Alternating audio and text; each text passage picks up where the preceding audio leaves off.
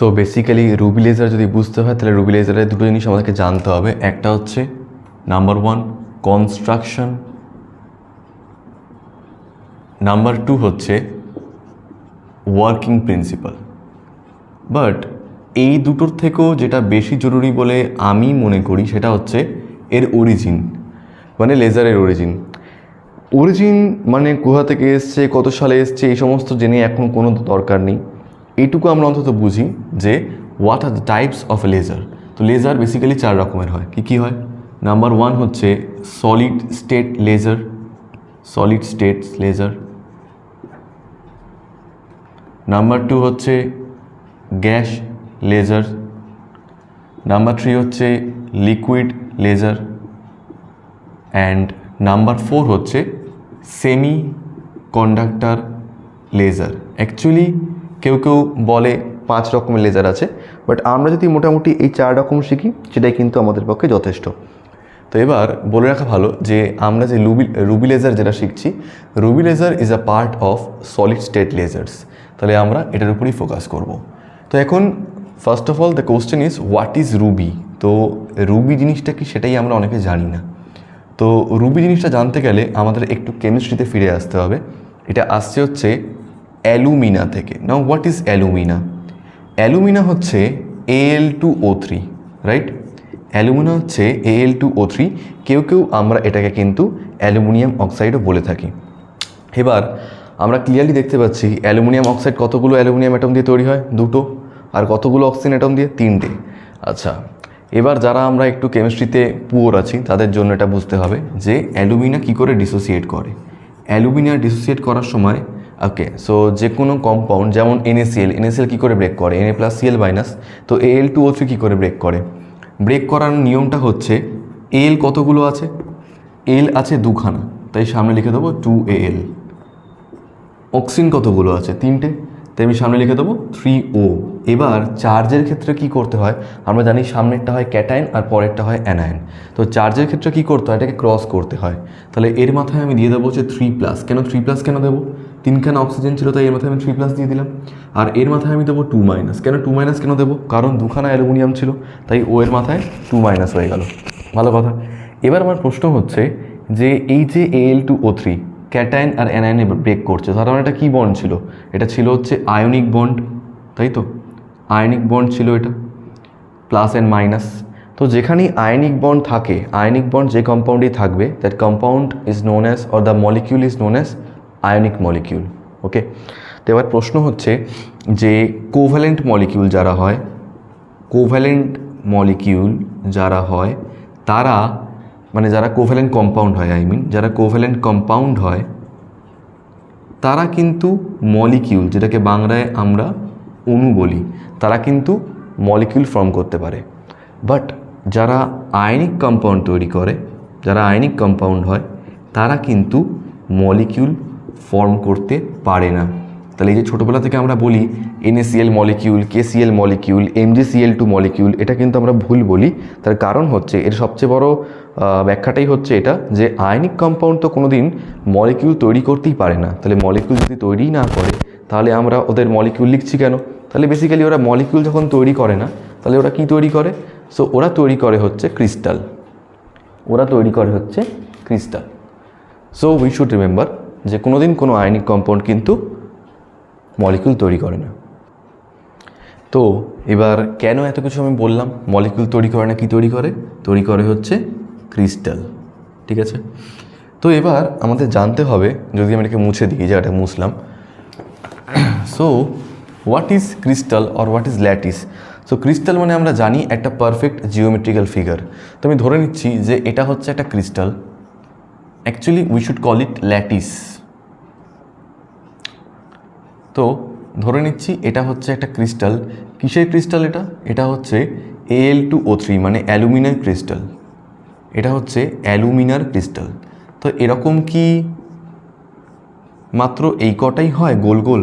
Well actually না, এটা অনেক হয়, কিন্তু আমি শুধুমাত্র অনেক বড় ক্রিস্টালের এইটুকু একটা পার্ট ড্র করছি, যার মধ্যে কি হয় এই অ্যালুমিনিয়াম আয়নগুলো আর অক্সাইড আয়নগুলো অল্টারনেটিভলি থাকে। কীরকমভাবে থাকে?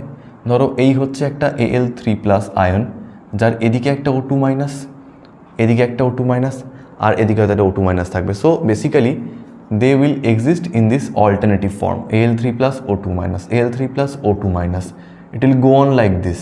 ঠিক আছে, তো এরকম ভরে থাকবে পুরো ক্রিস্টালের মধ্যে, এরকম ভরে থাকবে Al3 plus O2 minus, Al3 plus O2 minus, like this. এবার আমি যেভাবে ফিলিং করছি তাতে একটা জিনিস কিন্তু ক্লিয়ার যে এরা অল্টারনেটিভ ম্যানারে রয়েছে। Aluminium ion, oxide ion, aluminium ion, oxide ion, aluminium ion, oxide ion. So it will be in the alternative pattern.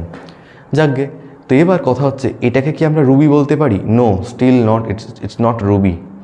এটা হচ্ছে একটা অ্যালুমিনার ক্রিস্টাল। অ্যালুমিনা মানে অ্যালুমিনিয়াম অক্সাইড, Al2O3।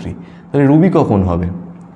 রুবি তখন হবে যখন আমি এখান থেকে কয়েকটা অ্যালুমিনিয়াম আয়নকে সরিয়ে দেবো আর অ্যালুমিনিয়াম আয়নগুলোকে রিপ্লেস করব by Cr3 plus ion. Now what is Cr? See, aluminium হচ্ছে Al, তাই তো, আর ক্রোমিয়াম হচ্ছে Cr।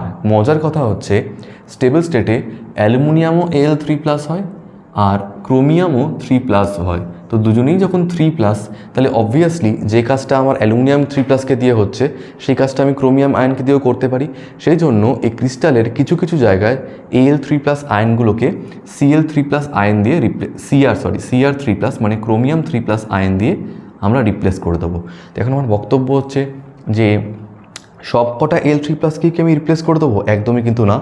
কয়েকটা জায়গায় জাস্ট আমরা Al3 প্লাসের জায়গায় Cr3 প্লাস বসিয়ে দেবো। ঠিক আছে, তো যখন একটা অ্যালুমিনা ক্রিস্টাল, বেসিক্যালি এটাকে বলা হয় হচ্ছে এই অ্যালুমিনাটাই হচ্ছে হোস্ট ক্রিস্টাল।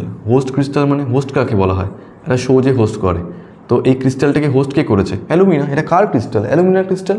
তার কিছু কিছু জায়গায় শুধুমাত্র Al3 প্লাস আয়নটাকে সরিয়ে আমরা Cr3 প্লাস দিয়ে দিয়েছি। তো এটাকেই বলা হয় হচ্ছে ruby. So this is the structure or the arrangement of ruby. আশা করি বোঝাতে পেরেছি। তাহলে অ্যালুমিনা, সেখান থেকে কয়েকটা Al3 প্লাসকে জাস্ট আমরা রিপ্লেস করে দেবো বাই Cr3 প্লাস আয়ন। ভালো কথা। এবং একটা কথা বলে রাখি, অ্যালুমিনিয়াম আয়নের থেকে কিন্তু ক্রোমিয়াম আয়নের লাফালাফিটা অনেক বেশি।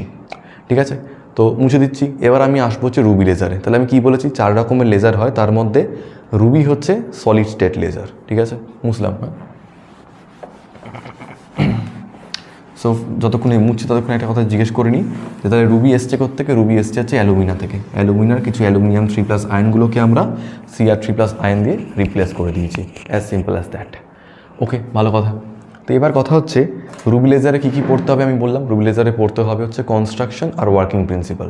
তো প্রথমেই আমি আসছি হচ্ছে কনস্ট্রাকশানে। এবার একটা কথা আমাদেরকে জানতে হবে, ফিজিক্সের যখনই কোনো পার্ট আমরা যখন পরীক্ষা দেবো, সো কোনো জিনিস যেন একদম গড়গড় করে মুখস্থ করে না যাই, আমরা জাস্ট টপিকটা বুঝে যাব, লিখতে আমরা নিজেরাই পারবো। So that's it, construction. তো কনস্ট্রাকশন কীরকমভাবে হয় প্রথমেই জানতে হবে, যেটা বেসিক। দেখো নামেই রুবি লেজার, তাহলে রুবি রড থাকতেই হবে। সো এটা হচ্ছে রুবি রড। ঠিক আছে, এটা হচ্ছে রুবি রড। আমি প্রথম থেকে বলতে থাকবো, একটা একটা করে মাথায় রাখতে হবে এগুলো। তো এই যে রুবি রডটা, এর একটা স্পেশালিটি আছে। See suppose this is the ruby rod. Okay, suppose this is the ruby rod. তো এই রুবি রডটার দুটো দিক, এই এন্ডটা আর এই এন্ডটা, মানে এমনভাবে পলিশ করা থাকবে that they are parallel.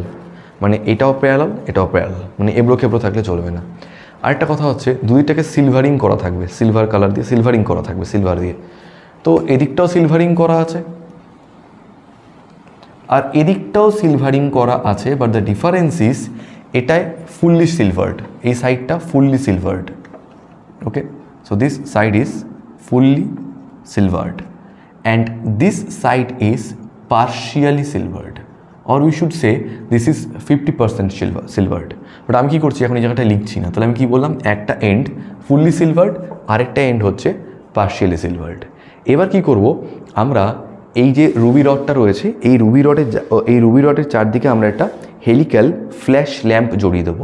But before that flash lamp আমরা এখানে একটা গ্লাস রড রাখবো। তাহলে রুবি রড, তার উপর একটা glass rod. Okay, this is the glass rod. আর যেরকম বাড়িতে টর্চের যে মেকানিজমটা হয়, এরকম ফানেলের মতো যেটা বেরোয়, তো এরকম একটা ফানেলের মতো তৈরি করে দেবো এখানটাতে, like this. Okay, like this funnel. তো এটা হচ্ছে glass rod, glass rod.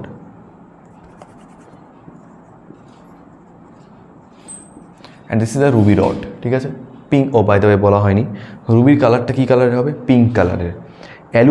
Alumina যেটা হয়, okay, so this Al2O3 is transparent, okay, Al2O3 is transparent, মানে স্বচ্ছ। কিন্তু যখনই Al2O3 কয়েকটা অ্যালুমিনিয়াম আয়নকে সরিয়ে তার জায়গায় ক্রোমিয়াম আয়ন আনা হয়, মানে Cr3+ আনা হয়, সঙ্গে সঙ্গে ওর কালারটা ট্রান্সপারেন্ট থেকে হয়ে যায় হচ্ছে pink, okay. So the colour of the Ruby is pink. তার এটা পিঙ্ক কালারের রুবি রড। এবার এর গায়ে জড়ানো রয়েছে একটা হেলিক্যাল মানে বাংলা যেটাকে বলে কুণ্ডলীকৃত, ঠিক আছে। তো helical flash lamp like this, এরকম করে জড়ানো আছে, ঠিক আছে। এইখানটায় আমরা একটা ব্যাটারি বা কিছু অ্যাপ্লাই করবো, একটা সেল অ্যাপ্লাই করবো, যার সাহায্যে আমরা এখানে একটা huge amount of potential difference দেবো, এবং সেটা খুব হাই ভ্যালুড হবে। তো আমি লিখে রাখছি হাই ভোল্টেজ, ঠিক আছে, হাই ভোল্টেজ। তাহলে এখনও পর্যন্ত আমরা যেগুলো করলাম, এটা হচ্ছে আমাদের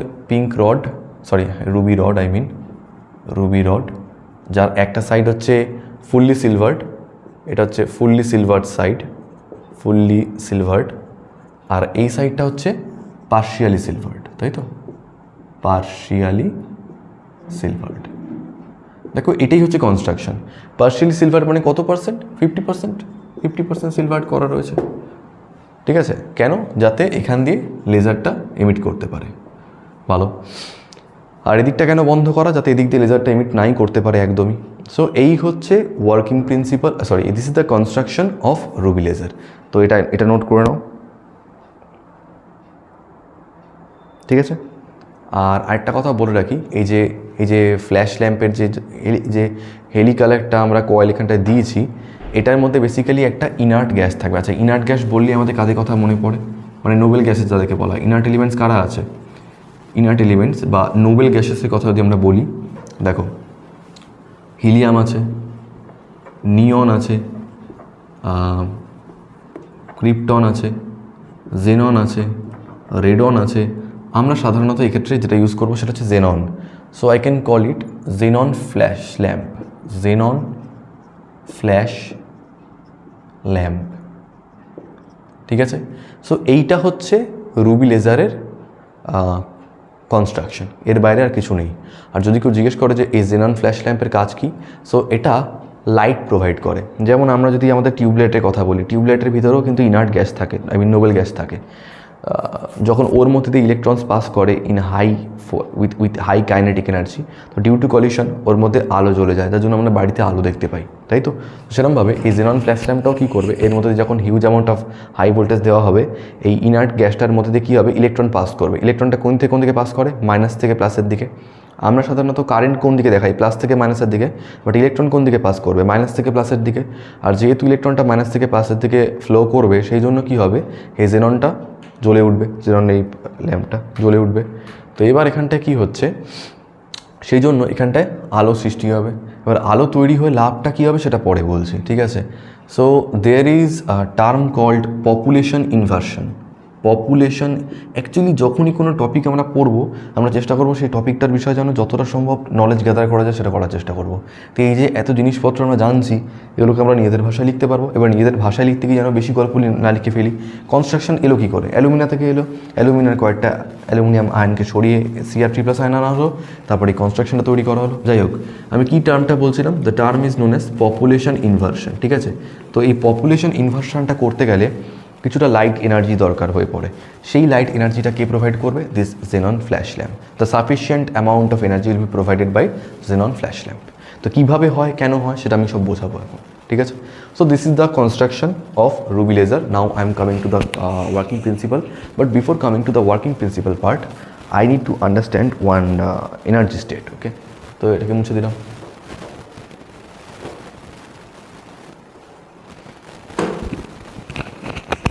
Okay, so I am talking about different energy states.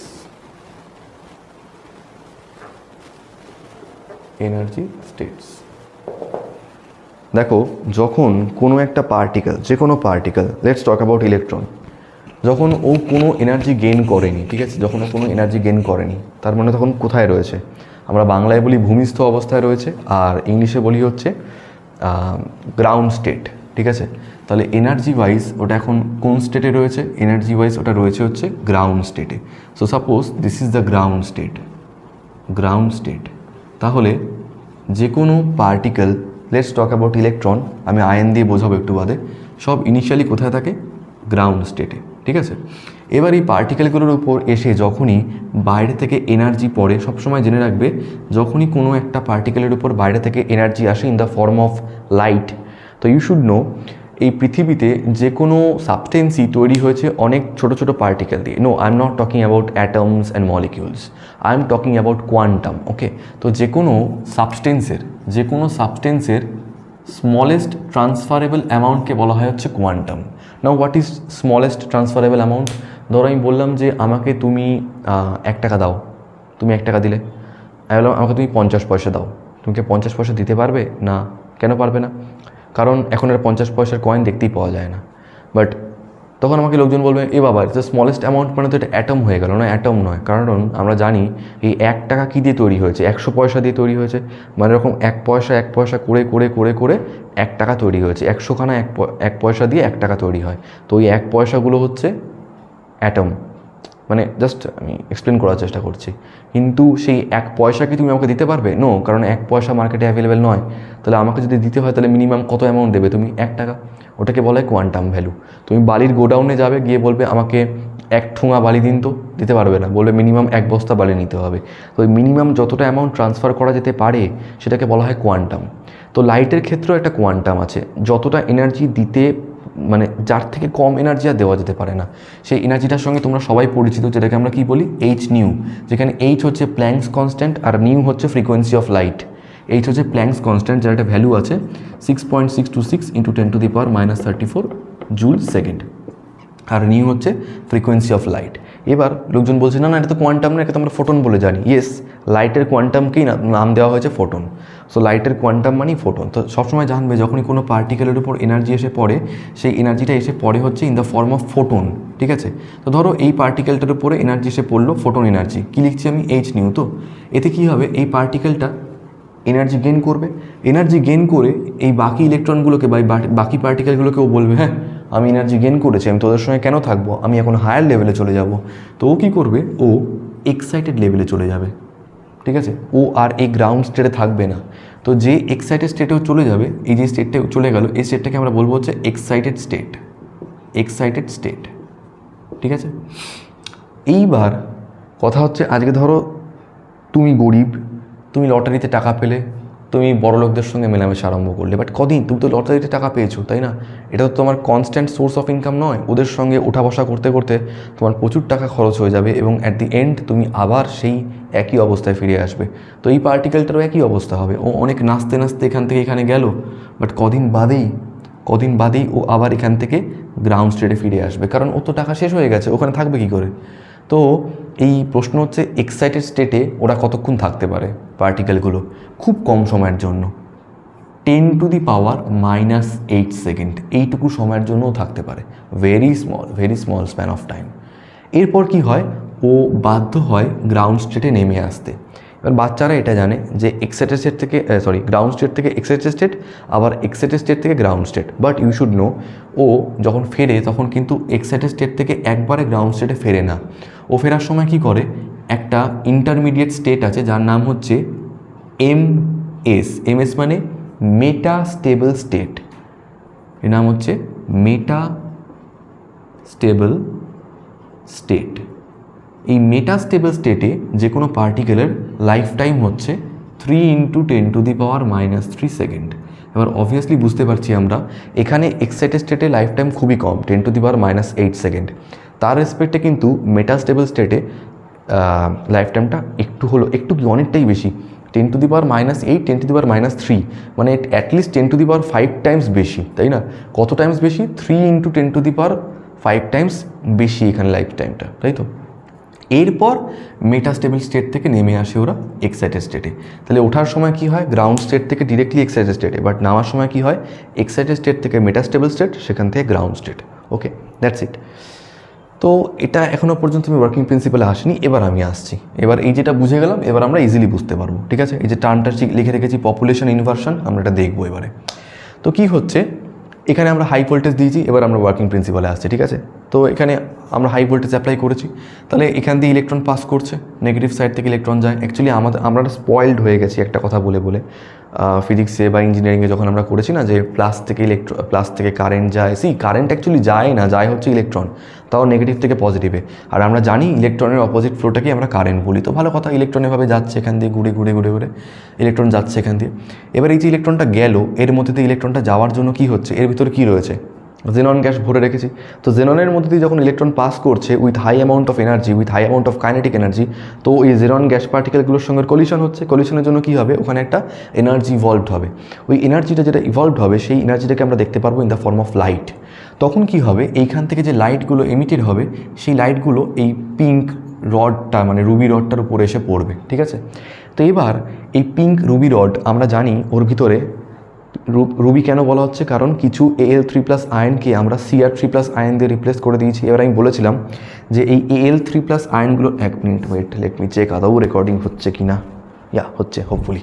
So এবার এই Al3+ আয়নগুলোর থেকে আমি কি বলেছিলাম, Cr3+ আয়নগুলোর লাফালাফিটা অনেক বেশি হয়, মানে ওরা খুব এক্সাইটেড থাকে। তো যখন এই Cr3+ আয়নের উপরে মোটামুটি এই যে রেডিয়েশনগুলো হচ্ছে, মোটামুটি যখন 550 ন্যানোমিটার, কত বললাম, 550 ন্যানোমিটার, এতটা ওয়েভলেন্থের, ন্যানোমিটার মানে হচ্ছে ইউ শুড নো 1 ন্যানোমিটার মানে হলো 10⁻⁹ মিটার, ওকে। সো 550 ন্যানোমিটার মানে হচ্ছে 550 × 10⁻⁹ মিটার। এই এত ওয়েভলেন্থের লাইট রে যখন এর মধ্যে এসে পড়বে, এই পিঙ্ক রডের মধ্যে এসে পড়বে, তখন ওরা কী করবে, আমি কি বলেছি, যখনই কারোর উপর লাইট এনার্জি এসে পড়ছে তখন এনার্জি ট্রান্সফার্ড হচ্ছে ইন দ্য ফর্ম অফ কি, small particles. Those small particles are called what, photon. ফোটনের এনার্জি কত হয়, h নিউ। তখন এরা কী করছে, এইখানে থাকা ওই ক্রিস্টালের ভিতরে থাকা Cr3+ আয়নগুলো ফোটন অ্যাকসেপ্ট করছে। ফোটন অ্যাকসেপ্ট করে ওরা কী করছে, গ্রাউন্ড স্টেট থেকে লাফিয়ে কোথায় চলে যাচ্ছে, এক্সাইটেড স্টেটে। বাট প্রবলেম কী হচ্ছে, তোরা গেলি যা এক্সাইটেড স্টেটে, বাট এক্সাইটেড স্টেটে কি বেশি দিন থাকতে পারবি না, পারবি না। কতক্ষণ থাকতে পারবি, 10⁻⁸ সেকেন্ড। এইবার কী করবি, তখন ওরা বাধ্য হবে মেটাস্টেবল স্টেটে ফিরে আসছে, কারণ 10⁻⁸ সেকেন্ড লাইফ টাইম শেষ, তাড়াতাড়ি করে নেমে এসছে। এইবার খেলাটা বুঝতে হবে। তো কোথায় চলে এসছে এখন এই পার্টিকেলটা, এই পার্টিকেলটা দেখো আমি ইনিশিয়ালি কীভাবে এঁকেছি, আমি ধরে নিচ্ছি এগুলো সব হচ্ছে ধরো Cr3+ আয়নগুলো, যারা ফোটন এনার্জি অ্যাকসেপ্ট করছে। কতগুলো এঁকেছিলাম, 1 2 3 4 5 6টা, ঠিক আছে। তখন এখানে একটাও ছিল না, এখানে একটাও ছিল না, তখন তাহলে পুরোটাই কোথায় ছিল, গ্রাউন্ড স্টেটে। এবার ওই যে এনার্জি এসে পড়ছে, এটা লাফ মেরে এখানে চলে গেল, তাহলে এখানে তো আর রইল না, রাইট, গ্রাউন্ড স্টেট থেকে একটা কমলো। বাট স্যার এক্সাইটেড স্টেটেও বেশিক্ষণ থাকতে পারলো না, চলো কোথায় নেমে এলো, মেটাস্টেবল স্টেটে। ততক্ষণে কী হয়েছে, গ্রাউন্ড স্টেট থেকে এক্সাইটেড স্টেটে আরেকটা পৌঁছে গেছে, ধরো এটাও পৌঁছে গেছে, আরও একটা কমলো গ্রাউন্ড স্টেট থেকে। বাট স্যার সেও বেশিক্ষণ এক্সাইটেড স্টেটে থাকতে পারলো না, তাহলে ও কী করবে, এখানটায় নেমে আসবে। ভালো, এবার গ্রাউন্ড স্টেট থেকে গ্রাউন্ড স্টেটে এটাও বেশিক্ষণ থাকতে পারলো না, ওটাও কী করবে, উপরে উঠে যাবে। তো যখন উপরে উঠে গেল, ওটাও বেশিক্ষণ থাকতে পারলো না, কোথায় চলে গেল ওটা, মেটাস্টেবল স্টেটে। তো এরকম আস্তে আস্তে করলে তোমরা দেখতে পারবে, যেহেতু এক্সাইটেড স্টেটে লাইফ টাইম খুব কম, কত 10⁻⁸ সেকেন্ড, তাই ওখানে বেশিক্ষণ স্টেই করতে পারছে না, চট করে কোথায় চলে আসছে, মেটাস্টেবল স্টেটে। এর ফলে আমরা দেখতে পাচ্ছি একটা সময়ের পর কী হবে, গ্রাউন্ড স্টেটে নাম্বার অফ পার্টিকেলস কমে গিয়ে বেশি নাম্বার অফ পার্টিকেলস চলে গেছে মেটাস্টেবল স্টেটে। নর্মালি কী হওয়া উচিত, গ্রাউন্ড স্টেটে বেশি লোকজন থাকবে, মেটাস্টেবল স্টেট বা এক্সাইটেড স্টেটে কম থাকবে। এখানে দেখা যাচ্ছে উল্টো হয়ে গেছে, গ্রাউন্ড স্টেটে আস্তে আস্তে কমে গেছে, মেটাস্টেবল স্টেটে বেশি বেড়ে গেছে। I am talking about population. তো গ্রাউন্ড স্টেটে পপুলেশন কমে গেছে, কার পপুলেশন, ক্রোমিয়াম 3+ আয়নের, আর মেটাস্টেবল স্টেটে পপুলেশন বেড়ে গেছে। এই যে পপুলেশন এখানে বেশি ছিল, এখানে কম ছিল, এখন উল্টে গেছে, এইটাকেই আমরা বলছি হচ্ছে পপুলেশন ইনভার্সন। ইনভার্সন মানে কি, উল্টে যাওয়া, তাহলে পপুলেশন ইনভার্সন হয়ে গেছে, ভালো কথা। তো এইবার কি হবে, যখন মেটাস্টেবল স্টেটে বেশি হয়ে গেছে, okay. And one more thing you should know, তো আমরা এটাকে তৈরি করেছি কেন, এই টর্চের মতো তৈরি করেছি কেন, যাতে এখান দিয়ে লেজার এমিটেড হয়, ঠিক আছে, লেজার বিম, ওকে, এখান দিয়ে যাতে লেজার বিম এমিটেড হয়। অ্যান্ড বাই দ্য ওয়ে, যারা বিম জানো না, চিন্তা করার কোনো কারণ নেই, আমিও জানতাম না। বিম মানে হচ্ছে যখন অনেকগুলো লাইট রে একসঙ্গে পাস করে, সেই পুরোটাকে বলা হয় হচ্ছে বিম। তো লাইট বিম, এটাকে বলা লেজার বিম, কারণ লেজার একসঙ্গে অনেকগুলো পাস করছে, লেজারে পাস করছে। তো কথা হচ্ছে, যখন পার্টিকেলগুলো ক্রোমিয়াম 3+ আয়নগুলো গ্রাউন্ড স্টেট থেকে এক্সাইটেড স্টেটে গেল, প্রচুর এনার্জি গেইন করে নিয়ে গেল, আবার যখন ওরা নামবে তখন ওরাই আবার এনার্জি লস করতে করতে নামবে। তো ভালো কথা, তো যখন নামছে, you should know in this transition, এই এক্সাইটেড স্টেট থেকে যখন মেটাস্টেবল স্টেটে নেমেছে, এক্সাইটেড স্টেট থেকে যখন মেটাস্টেবল স্টেটে নেমেছে, তখন এটাকে বলা হয় হচ্ছে নন রেডিয়েটিভ ট্রানজিশন। কি বলা হয় বললাম? নন রেডিয়েটিভ ট্রানজিশন। আবার কেউ কেউ এটাকে নন রেডিয়েট ট্রানজিশনও বলে, ঠিক আছে? So it is non radiative transition, আবার কেউ কেউ এটাকে নন রেডিয়েট ট্রানজিশনও বলে। আচ্ছা, কেন বলা হয় নন রেডিয়েটিভ ট্রানজিশন? তার কারণ হচ্ছে যখন এক্সাইটেড স্টেট থেকে মেটাস্টেবল স্টেটে আসছে, এক্সাইটেড স্টেট থেকে যখন মেটাস্টেবল স্টেটে আসছে, তখন ওরা শুধুমাত্র এনার্জি লস করছে, কিছুটা তো এনার্জি লস করতে হবেই। এক্সাইটেড স্টেটের উপরে, মেটাস্টেবল স্টেট নিচে, তো এনার্জি লস করছে, বাট সেটা লস করছে in the form of hit. কোনো ফোটন বার করতে পারছে না। তার মানে এইখানে শুধু যেটা বেরোবে সেটা বেরোবে হিট, ঠিক আছে? এবার হিট দিয়ে আমরা কী করবো? আমরা তো লেজার চাইছি। তার মানে দেখো এই এতটা স্টেট অবধি কিন্তু কোনো ফোটন এমিশন হয়নি, কোনো রেডিয়েশন হয়নি। যা রেডিয়েশন হবে এবার এখান থেকে এখানে আসার সময় হবে। যখন মেটাস্টেবল স্টেটে লাইফ টাইম কত? 3 × 10⁻³ সেকেন্ড। 3 × 10⁻³ সেকেন্ড মানে কত হবে? 0.003 সেকেন্ড।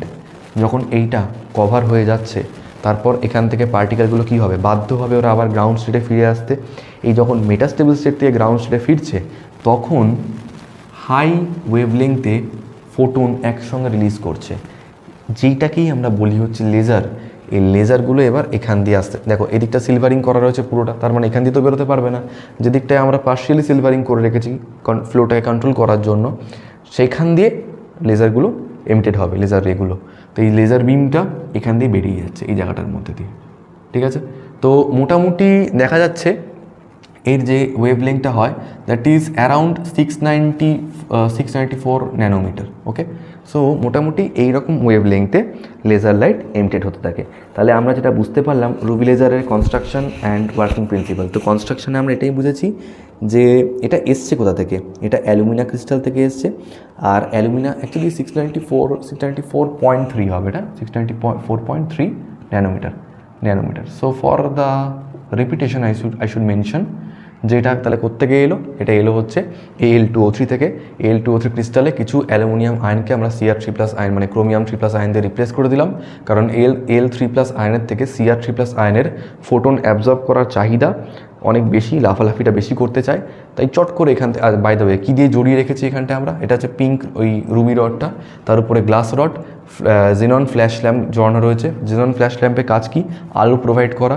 এই 550 ন্যানোমিটার এই যে ফোটন লাইট এনার্জিটা এসে পড়ছে, অনেকে বলে এটা কাজ কি? আরে এই যে লাইট এনার্জিটা এসে পড়লো, যার জন্য ক্রোমিয়াম 3+ আয়নটা উপরে গেল, এই এনার্জিটা আসলো কোথা থেকে? এই লাইটটা এলো তবেই না। তো এখান দিয়ে আমরা হাই ভোল্টেজে ইলেকট্রন পাস করালাম, সেই জন্য এখানে জেননের মধ্যে দিয়ে ইলেকট্রনগুলো পাস করার সময় লাইট প্রডিউস করলো। সেই লাইটটা এসে লাইটের এগুলো এই পিঙ্ক রডের উপর এসে পড়লো, মানে রুবি রডের উপর এসে পড়লো। রুবি রডের Cr3+ আয়নগুলো এক্সাইটেড হয়ে চলে গেলো এক্সাইটেড স্টেটে। সেখান থেকে লাইফ টাইম যেহেতু খুব কম, চলে এলো মেটাস্টেবল স্টেটে, সেখান থেকে চলে এলো গ্রাউন্ড স্টেটে। এইখান থেকে এখানে আসার সময় আমি আবারও বলছি, this is called non radiative transition, কারণ কোনো এনার্জি বেরোয় না। এনার্জি বেরোয় in the form of heat dissipation. এখান থেকে এখানে আসার সময় বেরোয় ফোটন, তাও কীরকম ফ্রিকোয়েন্সি, কীরকম ওয়েভলেংথের? 694.3 ন্যানোমিটার। সো এইভাবে রুবি লেজার থেকে কিন্তু একটা perfectly directional and of highly intense and একটা পারফেক্টলি ডিরেকশনাল লেজার এমিটেড হয়। তো this is the construction and working principle of ruby laser. That's it.